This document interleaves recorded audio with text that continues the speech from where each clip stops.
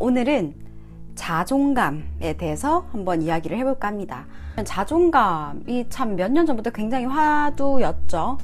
그리고 많은 사람들이 거의 다 자기 자존감이 낮다라고 생각을 하고, 그런데 저는 제가 생각을 해봤을 때 자기의 자존감, 썸띵들 있죠. 그런 것만큼 생각하면 생각할수록 답이 안 나오고 자존감이 높다라고 생각하는 사람들 자체가 많이 없는 것 같아요. 그래서 그럼 자존감은 도대체 뭐라고 정의를 해야 되는 걸까? 라는 궁금증도 있었고, 그러던 터에 제가 오늘 최근에 이 책을 읽었더랬죠. 제목은 나도 아직 나를 모른다. 저는 자존감의 정의부터 사실 알고 싶었어요. 그러니까 책들마다 조금씩 다 있죠. 근데 이번처럼 와닿는 건 없었어요. 이번에 책에서 뭐라고 하냐면 자존감이라고 하는 건 그냥 쉽게 말해서 계급장 다 떼고, 내가 얼마나 예쁜지 못생겼는지, 우리 집이 얼마나 잘 사는지 못 사는지, 공부는 얼마나 했는지 안 했는지 다 떼고, 그냥 나로서 누군가가 나를 처음 봤을 때 저 사람이 나를 얼마나 매력적이다, 인간으로서 매력적이다 라고 볼 거라고 생각하는 그 정도, 그게 자존감의 정도다 라고 이야기를 하던데, 그럴 수 있겠다. 그리고 정말 계급장을 다 떼야 된다면 자존심과 확실히 이렇게 분리돼서 이제 자존감만 이렇게 격리시켜서 딱 나오게 할 수 있겠다. 그러면 나도 자존감이 어느 정도인지 확실히 알 수 있을 것 같다라는 생각이 들더라고요. 근데 자존감은 보통 어릴 때 양육에 의해서 내 자존감이 결정이 된다. 어릴 때 내가 어느 정도로 필요한 어떤 지원을 받는지, 감정적 지원을 받고, 어릴 때 부모와의 애착관계가 잘 형성이 되고, 나의 부름에 외침에 엄마가 얼마나 반응을 했고, 이런 것들의 영향을 받는다라고 우리가 익히 알고 있죠. 근데 여기서 문제는 뭐냐면, 근데 이미 지나와 버렸잖아요. 그 시기로 다시 돌아갈 수도 없고, 그랬을 때 그럼 자존감은 거기에 계속 멈춰 있어야 되는 건가라고 생각을 할 수가 있죠. 근데 한편으로 저는 또 어떤 생각을 했었냐면, 자존감에 대해서 한창 골몰에 있을 때, 그러면 내가 이런 거 잘하고, 지금 내가 이 부분이 약하지만 이렇게 좀 변하고, 이러면 자신감이 생기니까 자존감도 올라갈 수 있지 않을까라고 생각했는데, 그건 또 아니더라고요. 책에서도 그렇게 말을 해요. 여러분의 성취랑 자존감을 연결짓지 마라. 직장 같은 데서의 여러분의 성취가 여러분의 정체감이 된다고 생각하지 마라. 여러분이 회사에 가는 게 여러분의 어떤 자존감, 정체감을 높이려고 가는 게 아니다. 그거와는 별개로 생각을 해야 되는 거다라고 말을 하니까 맞는 말인 것 같긴 한데, 그러면 그 어릴 때 유아 때 완성된 자존감은 도대체 어떻게 하라는 거냐. 그때 잘하지 못했으면 그 상태로 그냥 계속 머물러야 되나? 라는 생각밖에 안 들더라고요. 근데 여기서는 어떻게 말을 하냐면, 그런 상황에서 우리가 비록 그 시기를 겪은 건 맞아.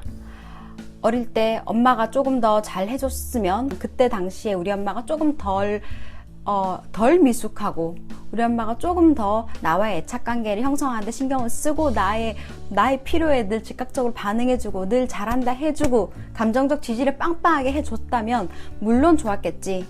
하지만 우리 엄마의 그때 상황을 한번 생각을 해보자 라고 이야기를 하는 거예요.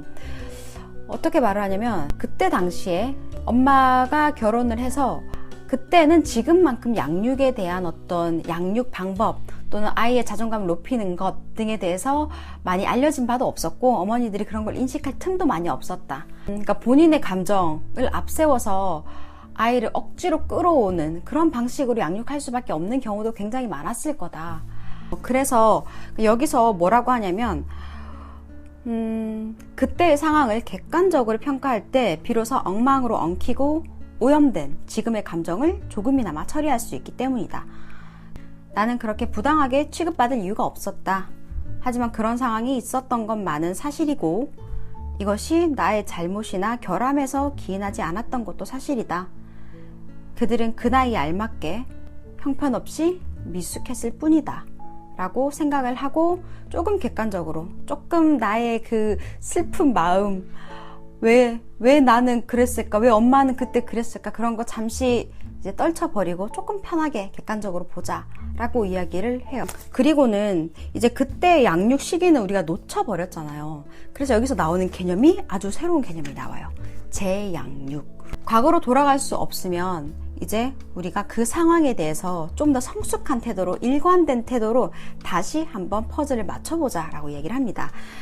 그러면서 이제 재양육 관계를 내가 직접적으로 나서서 내가 나를 돌본다 라고 생각을 하고 이제 재양육 관계를 만들면 되는데, 그건 또 어떻게 하냐면 여기 걸 잠시 읽어드리면 생각과 태도가 마음 깊이 스며들 때까지 임상 심리 전문가나 정신과 전문의를 만나 재양육 관계를 맺거나, 아니면 베개 같고 이불 같고 무던하고 매우 안정적인 그런 사람을 만나서 아주 건강한 재양육 관계를 맺어가면 자연스럽게 그 안정 애착 단계에 쑥 들어간다고 해요.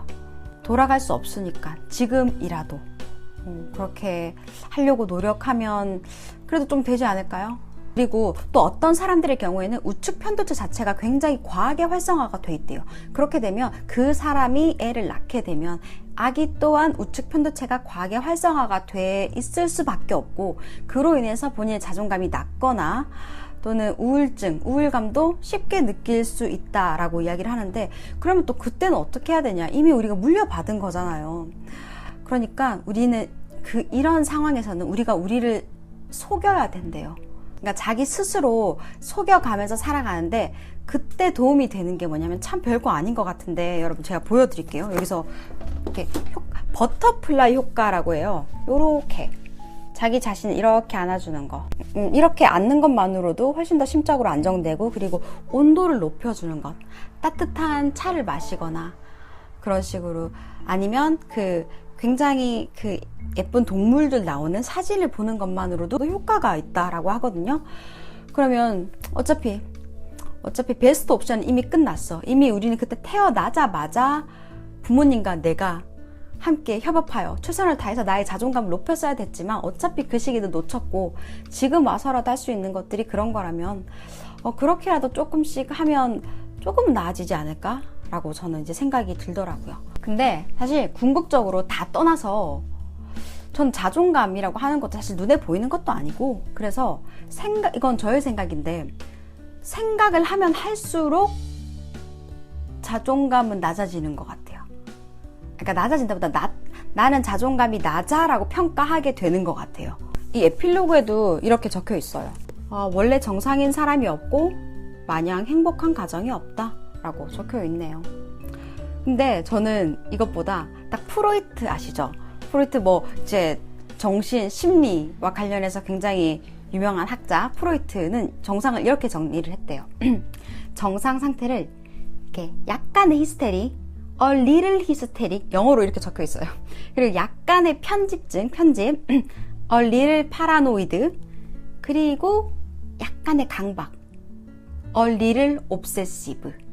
이 세 개를 다 갖고 있는 게 정상이다 라고 정의를 했대요. 그리고 이제 작가님께서 끝에 하는 말이, 우리가 이렇죠 뭐. 우리는 충분히 불충분하고 또 완전히 불완전합니다. 근데 괜찮습니다 여러분 이라고 이야기를 하네요. 이번에는 제가 이 책을 가지고 자존감만 다뤘는데, 사실 좀 총평을 하자면 자존감은 여러 개 중에 하나예요. 우울증을 다루는 부분도 있고, 또는 완벽주의를 다루는 부분도 있고, 근데 또 그 와중에 네가 완벽해서 그렇다고 생각하지 마, 그냥 넌 게으른 것일 수 있어 라고 이렇게 뼈 때리는 어떤 진단 아닌 진단을 주는 부분도 있고, 굉장히 많은 이야기들이 있습니다. 근데 다 다룰 수 없어서 자존감만 일단 다뤘는데, 이 책은 함께 공부할 때 쓸 수 있는 교재? 공부가 아니다. 함께 어떤 그룹 테라피라고 해야 되나? 그런 거 할 때 쓸 수 있는 교재 같았어요. 여러분, 오늘은 이런 사례를 이야기해 보겠습니다 하고 이야기를 하고, 이 전문가의 어떤 조언을 듣고 그 다음에 여러분한테 숙제를 내줘요. 여기도 숙제를 내줘요. 여러분을 가장 순수하게 즐겁게 해주는 것은 뭔지 생각을 해보세요. 이렇게. 근데 그런 걸 찾는 데는 그래도 꽤 시간이 걸리잖아요. 쉽게 바로바로 난 이럴 때 기분 이래 라고 딱 정의가 되는 건 아니니까. 그런 면에서 옆에 이제 공책 한 권 놔두고 같이 읽으면서 생각하고 하기에 아주 좋은 책이라는 느낌을 받았습니다. 아무튼 오늘의 이야기는 대충 이렇게 마무리를 짓고, 여러분도 즐겁게 독서하시고 유익한 독서 하셨으면 좋겠어요. 그럼 안녕!